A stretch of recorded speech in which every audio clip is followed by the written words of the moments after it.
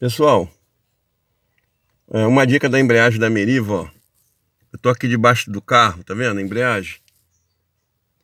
Aqui, ó, ela tá fazendo um barulho, um rangido. Quando solta, faz nheque.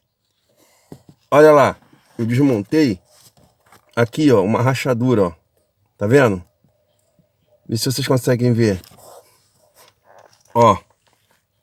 Aí, ó, na lata, tá vendo? Aí quando você pisa no pedal, a estrutura toda se move, entendeu? E aí faz o barulho, ó. Tem um rachado ali, ó. Valeu? Ó.